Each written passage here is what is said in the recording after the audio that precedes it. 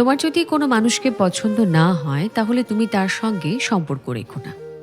এতে কোনো অসুবিধে নেই। তুমি তাকে ডেকে তার মুখের ওপর বলে দাও যে তুমি তার সঙ্গে সম্পর্কটা কন্টিনিউ করতে পারছো না।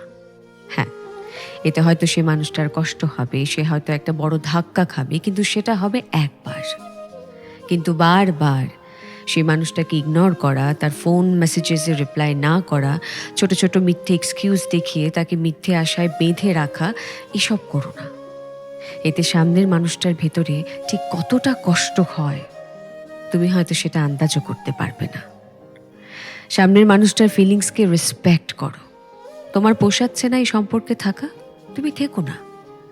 কিন্তু বারবার সেই সামনের মানুষটার ফিলিংসকে আঘাত করা মোটেই ঠিক নয়।